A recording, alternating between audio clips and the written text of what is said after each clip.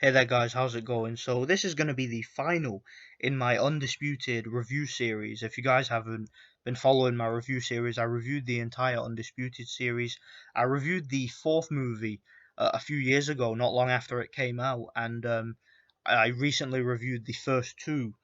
And yeah, this is the third movie, so this is the final review I'm going to be doing in the series. If you haven't seen my reviews for Undisputed 1, 2, or 4 yet, you can check them out in the description section. I have a separate playlist where I have all my Undisputed reviews, so you can check that out if you want to. This is going to be the third movie. So this movie was released in 2010, and it was once again directed by Isaac Florentine, who directed the second movie.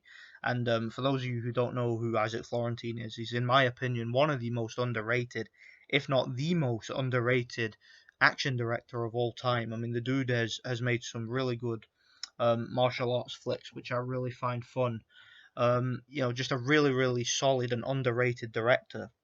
And this one stars Scott Adkins, who was one of the villains of the second movie.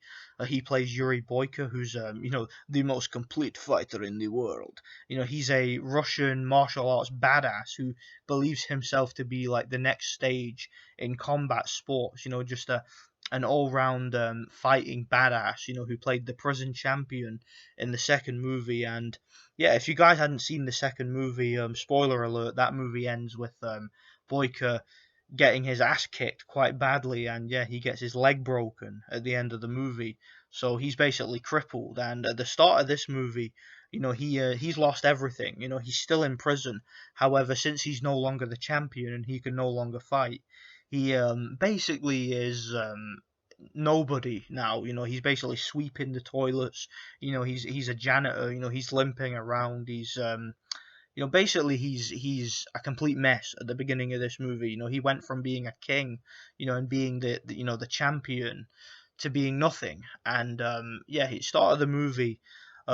You're introduced to a fight that's taking place in the middle of the prison, and Boyka ends up just watching the fight, and you can get the sense that he really wishes that he was where he was before, and he really wants to get back into it because he really believed that it was his destiny to be the greatest fighter of all time, and be the most complete fighter in the world and whatnot. So yeah, you really feel for him at the start of this movie. He's in a real horrible position. And Gaga, who was again one of the antagonists, one of the quote unquote villains from the previous movie, he makes another return here. He plays a more predominant role this time.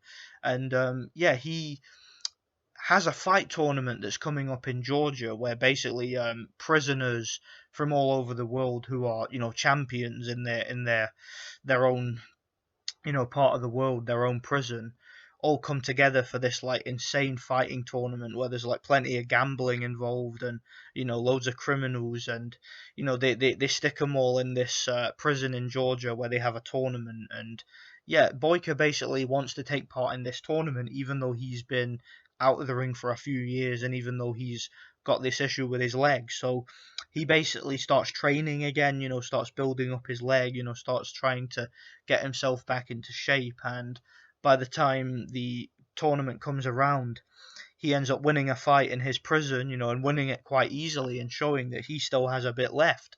And this leads to him then getting sent over to Georgia to take part in this tournament. And that's kind of the gist of the plot. Boyka has to try and win this tournament, and he finds out that should he win this tournament, he will then gain his freedom. So that adds a lot of stakes to the plot and whatnot. And just like the second movie and just like the fourth movie, this movie has some amazing action sequences. That's one thing that you come to expect when you go to see a film with somebody like Scott Adkins involved. Scott Adkins is one of the best martial arts stars out there. I mean, the guy, yeah, he's been in some really bad movies, but even when he's in a bad movie, you can't criticize the guy for his stunt work and his martial arts and his fight sequences. Like, the guy has some of the best.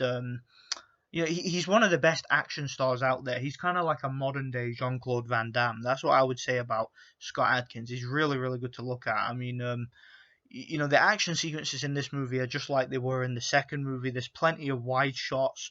You can always see what's going on. The stunt work is fantastic. I mentioned in my review for the second movie how that movie had a very old school feel to it in terms of its action sequences. Like, they use plenty of wide shots. There's no shaky cam, there's no nonsense like pointless quick cuts and modern day techniques of trying to disguise a lack of stunt work. That every single fighter in this movie, every single actor who's playing one of the fighters knows how to depict action sequences. They know how to do their own stunts and make it look real and make it look legit. And just the fight scenes in this movie, just like the rest of the series, are fantastic. And that's why the Undisputed series, in my personal opinion, is one of the best, if not the best, martial arts series of all time. And since this is a tournament, you have obviously multiple different fighting styles. You've got characters who have like more of a boxer style. Like, there's an American in the movie. This American guy who um, obviously is from a prison in America, and you can tell that his style is he's more of a boxer. Whereas you've got Boyka, who's more of like a MMA kickboxer type. You've got like Brazilian type fighters. Kind of like a dance fighter.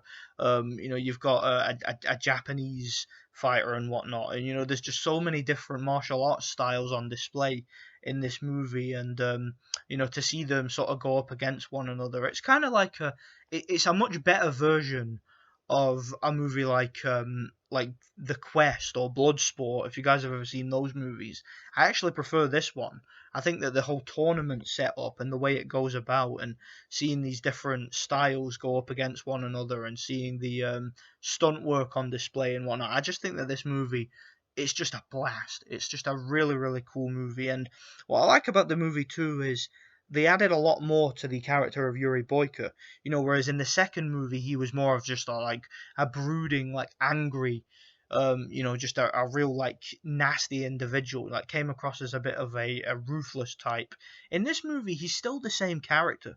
He has the same mannerisms, and the dialogue is quite similar. He still has the "you ask too many fucking questions," like, "I am the most complete fighter in the world." He has all that rough charm, but he also has like they try and make him a little bit more sympathetic this time. Like I mentioned, he's in a real dark place at the beginning of the movie, and throughout the movie, he's a lot more strong in his faith. He prays a lot in this movie, a lot more than he did the second time, and there's just a lot of character development. He also shows himself to be a bit of a hero in this movie.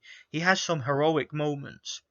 Don't get me wrong. There's some moments where he reverts to type. Like, there's a scene where he's in solitaire, and one of the other characters who's in solitaire, he asks him, he's like, "What do? I don't know what to do." And he's just like, "I think you should fucking hang yourself."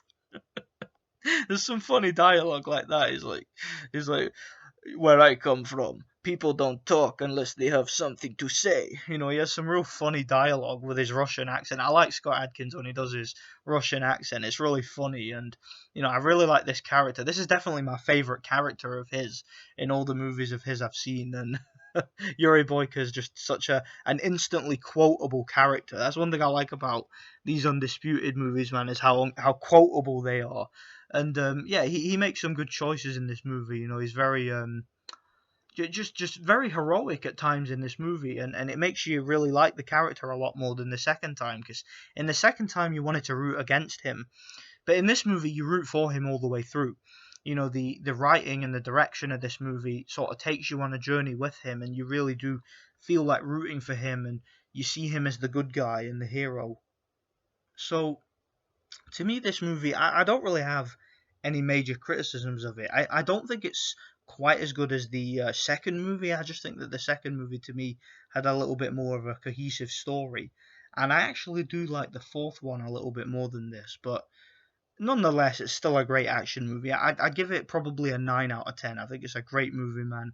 I'll definitely check it out. So that concludes my reviews for these movies in the series of the Undisputed movies. And yeah, I really enjoyed talking about them, and I really enjoyed watching these movies again. So let me know what you guys think anyway. If you guys haven't seen my other reviews in this series, check out my playlist of Undisputed movies, and I've done plenty of other movies too. I'll also leave a link to my main movie review playlist, and you can check it out. So let me know what you guys think.